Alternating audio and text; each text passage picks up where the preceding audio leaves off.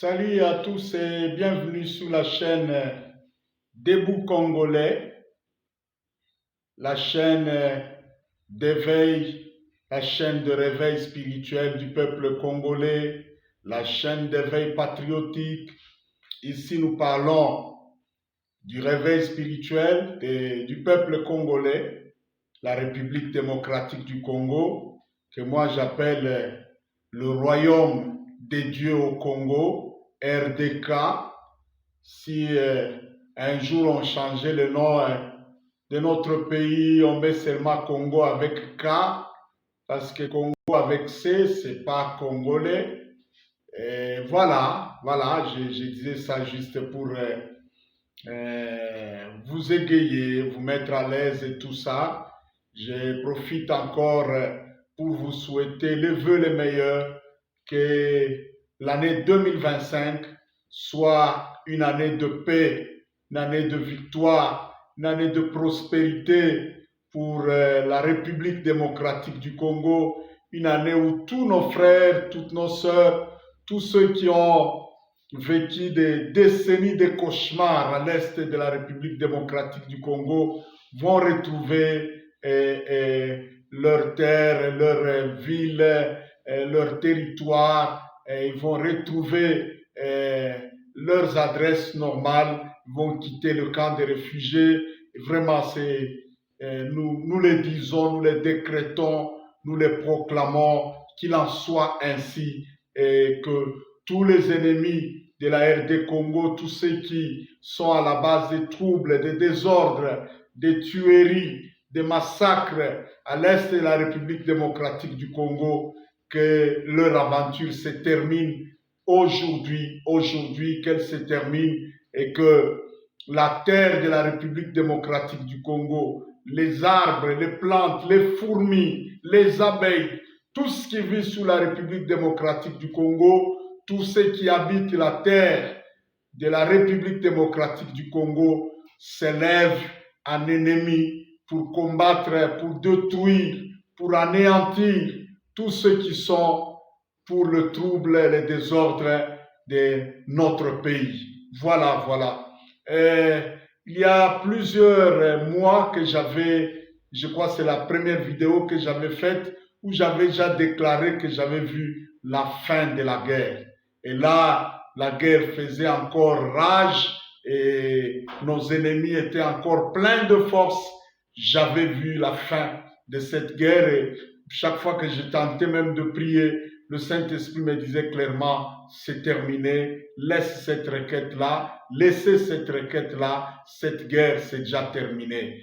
Oui, moi j'aime les dieux qui disent les choses à l'avance comme ça, parce que maintenant, avec l'allure des choses, quelqu'un qui s'élève pour commencer à déclarer, je vois la fin de la guerre et tout ça, bon, et ça peut être vrai, ça peut être une prophétie, mais moi j'aime des prophéties où quand vous donnez ça, même les bénéficiaires lui-même doutent un peu, ils vous disent c'est pas possible, ça ne peut pas se faire. Et quand ça se fait, boum, là on sait que Dieu l'avait dit. Oui, ça fait plusieurs mois que j'avais déjà annoncé de la part de Dieu la fin de cette guerre. Je ne suis pas là pour ça. Je suis là aujourd'hui pour vous parler de quelqu'un qui se prenait pour un dieu.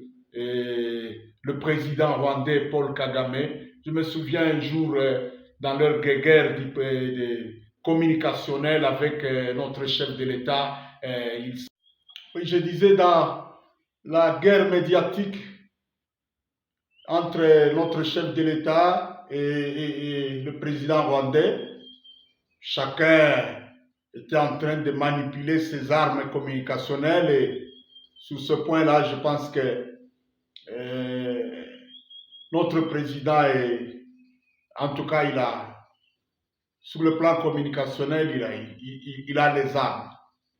Et à un moment, Kagame s'est vanté comme c'était un chef de guerre et tout ça, un expert dans la guerre et ceci, cela. Et je me souviens d'une petite phrase là que Kagame avait lancée là. Nobody can make me on my knees. Avec sa voix féminine là. Il a parlé en anglais, il a dit personne ne peut me mettre à genoux. Est-ce que vous savez que cette phrase-là, c'est un blasphème? Quand vous dites personne, mais je connais un homme devant qui tout le monde se met à genoux. Un homme qui a reçu le nom qui est au-dessus de tout nom, Jésus-Christ de Nazareth, il s'est mis à genoux. Et quand vous vous dites, nobody can make me on my knees, vous n'avez pas bien pesé votre... Il fallait que tu dises, à part Jésus, je ne peux pas.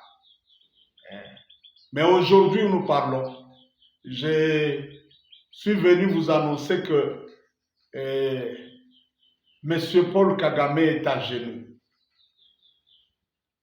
Si vous suivez je pense que vous avez suivi la lettre de M23 qui demandait un couloir humanitaire pour dégager, quitter le pays. Et en réalité, la vérité qui est cachée derrière, c'est celle-ci. Les gens, les Occidentaux, les Américains, ceux qui étaient derrière cette guerre et qui poussaient Kagame, lui ont dit « Go back, dehors ». Ils lui ont dit, ils ont changé de langage. C'est que même eux, en fait, ils sont à genoux. Et ils lui ont dit de quitter le pays. Et derrière cette lettre-là de M23 demandant un couloir humanitaire pour sortir par Bunagana, c'est M. Kagame, c'est M. Nobody can make me on my knee qui est par terre, à genoux. Et je crains une chose. Moi, il m'arrive de rêver comme ça, debout, je vois des histoires comme si j'imagine, comme si ça se passe dans mes pensées. Et après un moment, je me rends compte que, tiens, ça s'est fait. Je suis en train de voir Paul Kagame traînant en cinglet, portant le numéro 23 du M23, en train de traîner dans les rues de Kinshasa. On le traîne comme un trophée par les FARDC, humilié, hué par la population. Je suis en train de voir ça et nous sommes en train d'aller vers cela. Je pense que c'est terminé pour M. Kagame, c'est terminé. Et il y a une langue qu'on parle ici au sud du Katanga, et une langue que j'aime beaucoup, les Kisanga. En Sanga, quand on dit Poirouine, ça veut dire que c'est terminé pour toujours et il n'y a plus de suite à cela. Je pense que pour M. Paul Kagame, Poirouine, c'est terminé. Et la suite, ça sera très tragique, très humiliant. Oui, je disais que la fin du président rwandais, elle sera très humiliante. Et je voulais aussi parler de tous ceux qui ont concouru à cette histoire, surtout les Congolais. Il y a des militaires, des chefs, des commandants, des FARDC qui ont reçu un peu d'argent, même si vous avez reçu $1 du Rwanda. D'autres aussi qui ont contribué à différentes manières. Il y a des politiciens qui ont été derrière cette histoire-là, soutenant cette guerre-là. Même des serviteurs de Dieu, entre guillemets, des hommes d'église qui ont soutenu cette histoire-là. Écoutez, vous avez soutenu une cause pas seulement mauvaise, mais une cause maudite. Vous avez soutenu la tuerie, le génocide, le meurtre, l'assassinat de millions et de millions de Congolais. Il y en a qui parlent de 5 millions, il y en a qui parlent de 10 millions, il y en a qui parlent de 15 millions. Même si ce n'est pas 1 million, même si c'est un seul Congolais, le sang, quand c'est versé, ça apporte la malédiction. Le premier meurtrier au monde, Caïn, quand il a tué seulement, sa sentence était grave. Lui-même a pleuré. Dieu lui a dit, tu seras errant et vagabond. et la terre ne te donnera plus jamais sa richesse. Mes chers compatriotes congolais, vous tous qui avez contribué à cette histoire-là, sachez que vous n'allez pas bien terminer votre vie. Retenez ça. Et la terre ici, vous venez de déclencher une malédiction. Écoutez, des millions, de cent de millions. Et si vous savez que quand un homme meurt, son sang va crier devant Dieu jour et nuit jusqu'au jour où Dieu tirera vengeance. Maintenant, la vengeance a commencé. Dieu, le temps de Dieu a sonné pour venger le sang de ces innocents-là. Kagame ne va pas couler seul. Et vous allez aussi couler en ça. Il ne faut même pas dire que je vous maudis. Vous vous êtes maudits vous-même avec tout ce que vous avez fait comme participation. Sachez que vous n'allez pas bien finir vos vies. Ça sera gravissime. Et même vous avez laissé une charge de malédiction à vos descendants.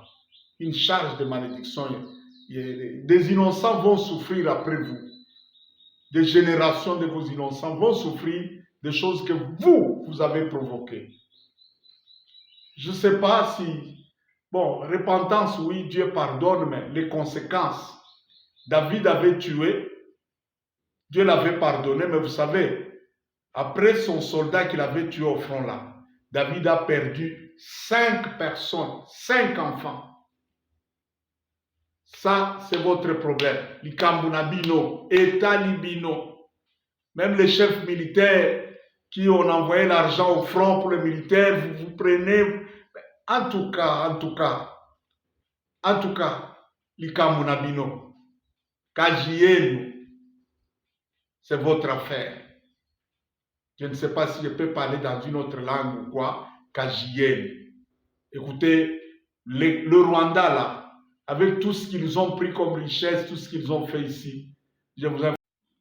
Oui, je disais, concernant la République rwandaise, malheureusement, oui, je sais qu'il y a ce peuple-là est meurtri, il est écrasé, étouffé par la démocratie.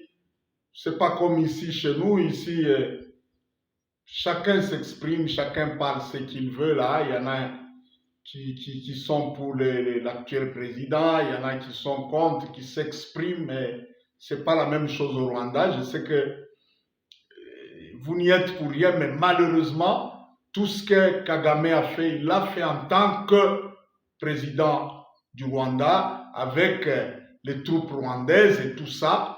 Il y a ses complices, mais tout ce qu'il a fait en étant à la tête de votre pays, sachez que la coupe des malédictions et même les conséquences, elles vont aussi se manifester sur votre pays. Et retenez ceci. Le Rwanda va rester, de manière ouverte ou non, le Rwanda va rester, je ne sais pas si je peux dire une province de la RD Congo, mais le Rwanda restera totalement dépendant de la République démocratique du Congo. Je ne sais pas, jusqu'à la venue de Jésus-Christ. Ce sont des choses, je les dis calmement comme ça, mais sachez que ce sont les conséquences devant Dieu, les conséquences de ces génocides-là, ces millions de Congolais qui ont été tués dans cette guerre ici. Et ce n'est pas seulement le Rwanda. Je sais que derrière le Rwanda, il y a des grandes firmes, des multinationales qui sont mêlées dans ces histoires-là. Ah, qui vivra, verra. Voilà, je voulais seulement terminer pour dire, le monsieur qui disait que il ne sera jamais à genoux. Personne ne le mettra à genoux. Eh bien, Dieu, passant par la République démocratique du Congo, passant par les FARDC, passant par les Wazalendo, passant par le président congolais qui est un civil d'après lui, Dieu vient de l'humilier. Dieu vient de l'humilier. Et il est à genoux. Et je pense que ça va aller encore plus bas que ça. Et nous sommes en train d'aller tout droit vers une déclaration prophétique qu'avait faite un de nos anciens présidents, le feu, le regretté Laurent Désiré Kabila, qui avait dit un jour, la guerre sera longue et populaire, mais nous la porterons d'où elle est venue. Et regardez ces jeunes Ouazalendo, ces jeunes patriotes-là. Non, non, je suis en train de voir l'accomplissement mot à mot de ce que vous avez prédit là.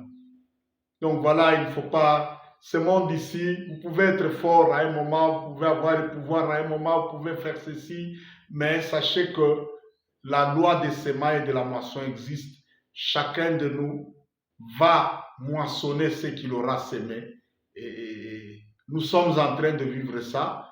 Kagame est en train de vivre ça. Et tous ces complices-là, en dehors et à l'intérieur de la RD Congo et partout dans le monde, cette loi-là est en train de s'accomplir. En tout cas, nous glorifions Dieu parce que Dieu nous a donné la victoire. Dieu s'est souvenu de nous. Dieu s'est souvenu de nos morts. Et Dieu est en train de faire justice. Et ça ne veut pas dire que nous réjouissons de ceux qui meurent au front. Il y a des militaires qui sont sous commandement, qui obéissent et qui viennent